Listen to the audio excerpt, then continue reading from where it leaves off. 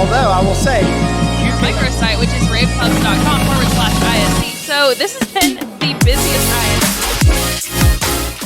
Hey everyone, Steph, Beckett here at ISE 2025, joined by Shannon, MacKay over at the Lenovo booth. And I'm so excited about this show. This is my favorite trade show of the year, and you were just telling me that it's yours as well. It's mine, yeah. For sure. And very clearly why. You guys, this booth is incredible. Well, thank you. We're proud of it. And we've got a good representative of all things Lenovo. But from a Think Smart perspective, we've really invested a lot this year in really trying to expand our portfolio. So right now we've been focusing not just on AI, but flexibility. We know that customers struggle on which technology to put in which size room. Yep. So we've created some smart dock solutions for BYOD. We've introduced a tiny i3 solution for sub $1,000 price rooms for price points.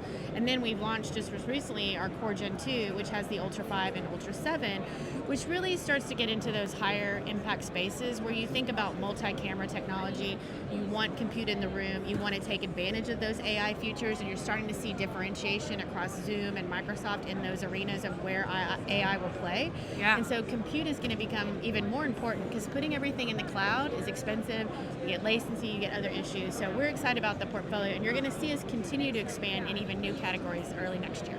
You've said a couple of interesting things, so I want to circle back on a few points. So first of all, you talk about compute. You guys started out as a computer company, right, and that's still very much the heart of who you are. Do you feel like that has made you even more of a leader in the UC space? Yeah, I think it's given us an advantage for sure, but I think we need to do our part now into expanding into the peripherals and Android and other categories that are still growing in the meeting room category, so right, you're going to see a lot from us in the future. Ooh, nice. But right now, where we can offer the most value from a quality supply chain standpoint, the benefit that Lenovo brings for sure has been rooted in our legacy of being the #1 PC provider. Right.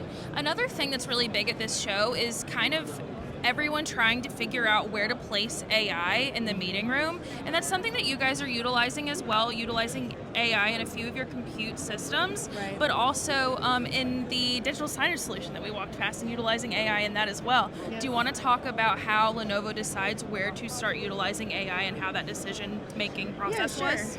So first of all, Microsoft, Zoom, Google, they're all doing a great job of embedding certain AI qualities and capabilities like Copilot and transcription and things that really harness that productivity for the employee or the end user. Where Lenovo's looking at is how can we then layer into that from a hardware perspective to create some differentiation, some better experiences. It's not always the sexy part of AI, but if you think about going into a conference room and the air conditioner kicks on and it knows that it needs right, to amplify the audio, it's drowning out noise in a different way. We get a lot of feedback all the time, including our competitors. How do we create more of a production-like experience in the conference room so that it's speaker tracking, better audio, and better following of what's going on in the room? If someone's getting up and walking to a whiteboard, yep, it just knows to either flip to a content camera or flip to that person so that it's more engaging, because we know hybrid's here to stay. Yeah. And how do those experiences come? So we think about what algorithms and what special secret sauce can we put into our products that create those algorithms that make that sort of learning mechanisms happen behind the scenes so that it's a better overall quality experience for the end users. Well, AI is kind of at its most basic form all about making people's lives easier. Mm-hmm. So while you say it's not the most sexy thing, it is the best part about it. Right. Yes, and I think people have gravitated and really understand productivity enhancements, so right, transcripting, and if you're in a dual language or a global role and you need to work with people who speak multi-languages or need translations, or you want to capture audio minutes or who's talking or recap a minute with action items, all that stuff's making everyone work much more efficiently. But you really also want to make sure that the meeting room and the experience continues to rise above as we introduce multi-cameras into the rooms. And that's where AI, in my opinion, again, will work most behind the scenes and really helping to make those remote customers or end users feel like they're really embedded in the room. Yeah. But also for those in the room, if you're sitting up front in row 1 of an all-in-one bar and you're in row 10 in the back, you don't have an adjustment period and the audio sounds exactly the same. And so those auto-tuning features, how many people in the room, and then telemetrics are going to be a big part of that too. Right. Tracking sentiment, engagement, how many people are in the room, is that meeting room being utilized by the facilities and IT managers? Yeah. there's a lot of things that we can do with AI that help even the IT manager decide, maybe I need to expand this room. Maybe I need more rooms that have this solution rather than a BYOD. So we see that as another way to help our customers. And being able to look at, oh, no one's using this room. Why? Maybe I can turn it into something else. Correct. Yeah. Why is there a problem with the technology? And I think we can also get real-time feedback to maybe help analyze, oh, the camera isn't working. Well, it's not that the camera's not working, it's actually not on. Yeah.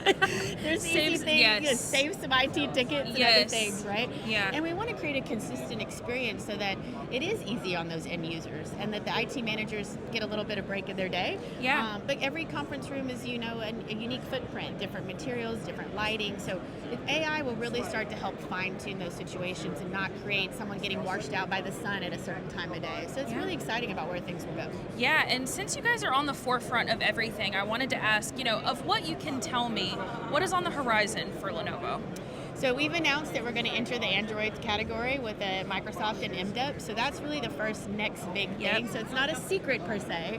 We're keeping the schedule a little under wraps. So you'll hear more from us about that in the future. Sounds good. But that's really what we're most excited about next, is just entering those new categories. Awesome. Well, Shannon, my last question for you is, where can people find more information? Oh my gosh, well, Lenovo.com. We've got teams here. If you're here on site, come see us. We've got the red vest everywhere, but also just, you know, reach out to any one of us.